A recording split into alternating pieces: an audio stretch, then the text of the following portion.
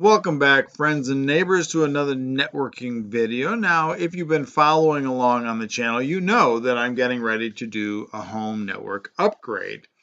Now, I haven't had a chance to go shopping yet, so I thought this week we would talk a little bit about what we have to do in order to get ready, or what we have to think about when we're getting ready to do a network build from scratch or an upgrade. So let's sort of lay this out. Well, where do we start? Well, like any network design, you want to start thinking about what you're trying to do and why. What problem are you trying to solve?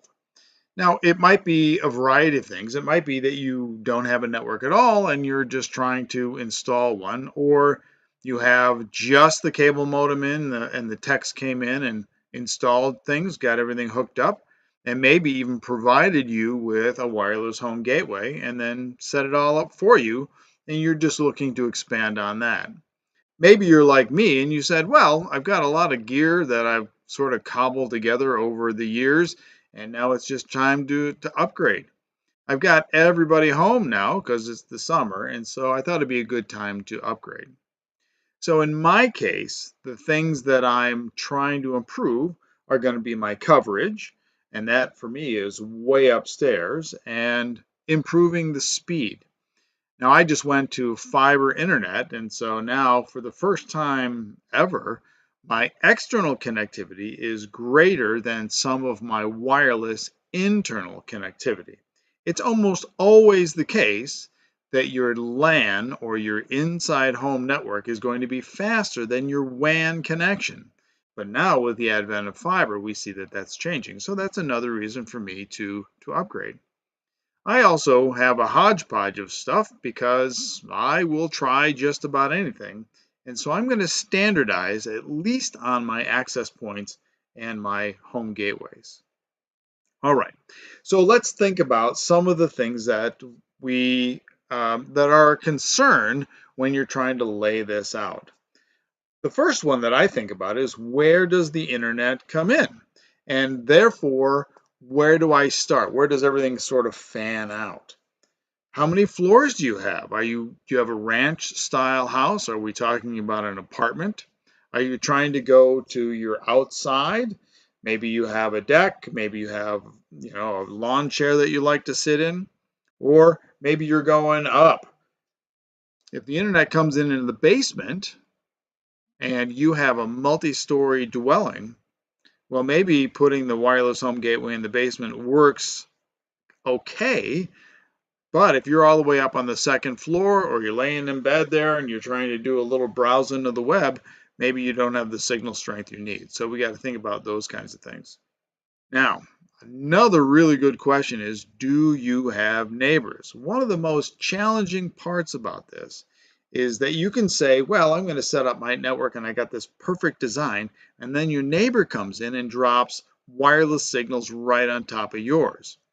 Or maybe you live in an apartment, or you live near a hotel or something like that, and they've got wireless signals polluting the spectrum all over the place. So a lot of this, when we start to think about our layout, is going to be your wireless signal. Now we're going to have to get wires to everything, so we'll have to think a little bit about that too. But for right now, we're really going to focus on our wireless signal. Now, it's very, very tempting to start thinking about, well, we've seen those diagrams with the overlapping circles, and we want to make sure we have seamless coverage.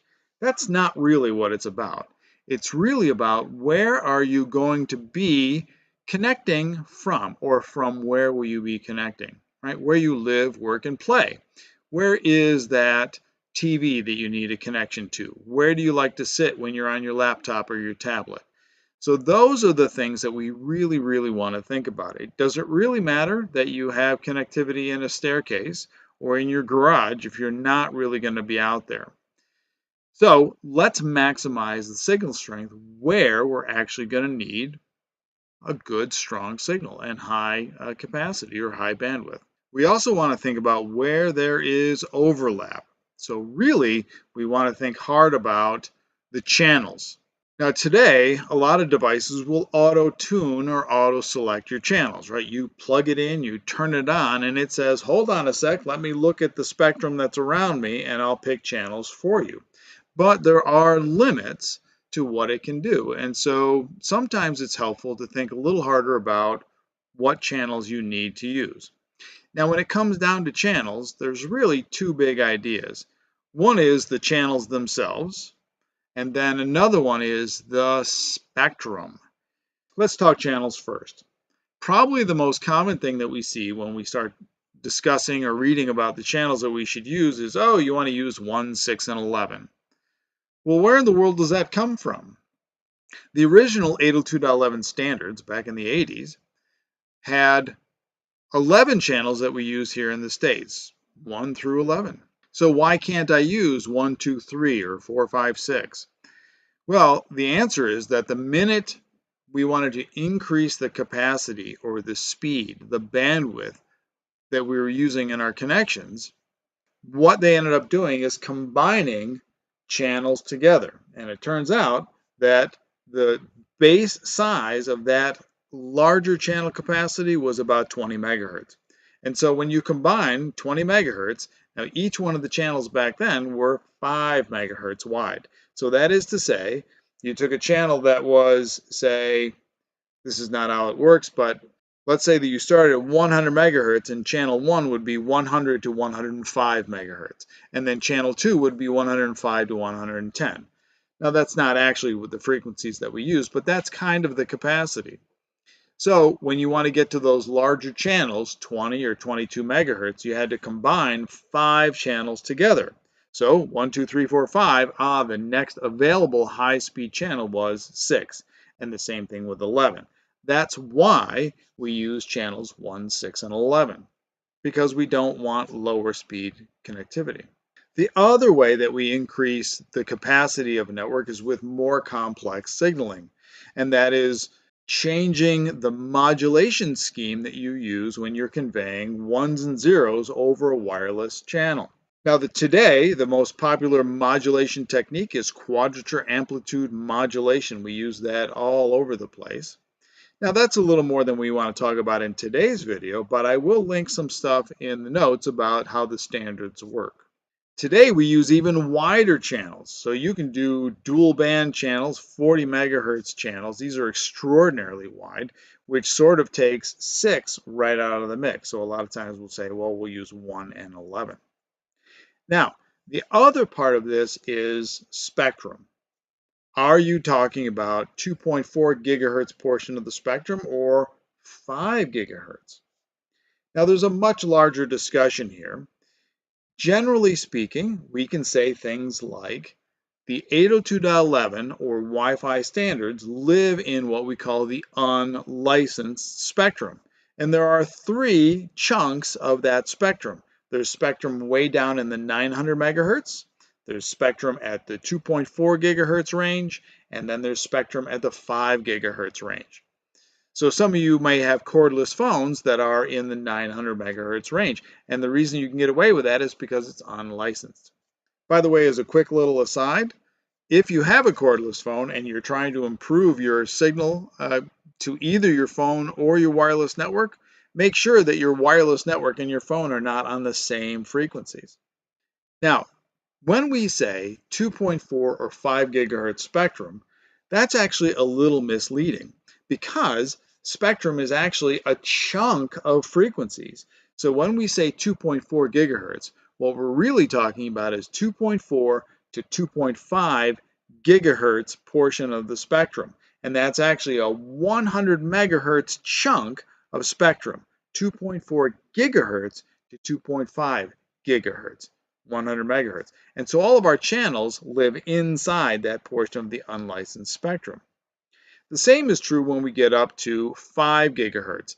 Now it's a little more complicated when we get up to 5 gigahertz, right? It's 5.1 to 5.2-ish, 5.2 to 5.3, and then we jump all the way up to 5.7 to 5.8 there. So these are 3 bands of 100 megahertz chunks of spectrum. And up there are 12 channels, 8 of which are designated for indoor. And so a lot of our advanced standards today live up in the 5 gigahertz range. The challenge when you move to 5 gigahertz is that the distance, the propagation distance, the coverage for 5 gigahertz is actually smaller than 2.4 gigahertz, but there isn't as much polluting things up there. Okay, so that's channels and spectrum. Now, where to put them? Well, again, it depends on your layout and your coverage goal. If you're like me and you spend a lot of time in the basement, I want coverage down here, but the rest of the family wants coverage where they are. So that's the first floor and the second floor. And so I'm thinking vertically here, but again, I've got to tie this back to where my internet comes in. Once you decide on what you want to buy, a really good test is to put it somewhere and then walk around and see how far you can go and still have a good signal. So in that way, we can figure out where the best place for the wireless home gateway would be. Now, I think this is a step that a lot of people maybe know they should do, but never do. They just hook it up and want to go. But it's a really good test to see where your signal propagates. You just never know what's going to get in the way of your signal. Now, it's also nice to see what's around you. What are your neighbors doing? I know that personally, I can see my wireless networks around my neighborhood on a regular basis. They pop up. And so sometimes I review what channels they're on so that I can move my network over there. I can't walk over to my neighbors and say, hey, listen, your channel is stepping on my channel. Now, your operating system can tell you what networks are around you, but it doesn't provide very many details. Your phone can help too, but you may want an application either for your PC or for your phone that can tell you a little bit more about them. And again, the key is that you want to know the channel. Now, in order to be able to see everything, whatever you're using to scan has to have the ability to see both 2.4 and 5 gigahertz channels. And all that this really does is report not only what's around you, but gives you options as to where you can put your network so that you can avoid being stepped on or interfered with. Now, no matter how many gateways or how many access points you have, there are a couple of basic configuration ideas that are really good to understand. The first is that if you just have one, all that you really have to worry about is whatever your neighbors might be doing. You don't want to be on the same channel. But if you have 2 or 3, then you have to start thinking about your different channels that you might use for your access points or your home gateways. They all should be on different channels. That's really, really important. But they're all connected to your network. And when you have clients connecting, you don't want to confuse the clients. You will be connecting to one SSID. Now, SSID is the service set identifier, also known as the network name. That's what pops up in your operating system and allows you to connect. All of your access points should have the same SSID or network name. And very important, they all must have the same security. Imagine if you were a node trying to connect to an SSID and each access point had different security tokens. It would only work with one and would fail on the other ones, even though your machine might auto-connect to one of the other access points. So make sure they have the same SSID or network name and the same security settings, but different channels. Now, we can't forget about wiring. It's very handy to see where you can place the devices so that you can test connectivity. But you got to remember, you eventually got to get connectivity back to wherever your internet comes in. So that sometimes sways our opinion on where we're going to put things. Now, another important question is, what modes are we going to be using for the devices? So I set mine up so that I have one gateway, one node handing out A, internet connectivity, and B, IP addresses. And then the rest is going to be ports that I want to use and the connectivity back for my nodes. Now, one thing that I'll mention here, and we'll talk more about it as we get into an actual deployment, is some devices work better if they have a wired connection. If you're a heavy-duty gamer, maybe it's a good idea to put your wireless home gateway next to your Xbox or your PlayStation so that you can get the benefits of being wired for that internet connectivity for that device, but also wireless coverage. Same thing for TVs. Sometimes TVs work much better for streaming when you connect to a wired port. But that's up to you. It depends on where you want to put them. Well, this has been getting started with upgrades or a new network. What we really want to do is think about our goals and challenges for the network build long before we start putting things in. We talked about some basic configuration ideas, but there will be more to come. I'll provide lots of links below to the 802.11 journey that we went through earlier if you want more detail. And of course, we're going to do this build.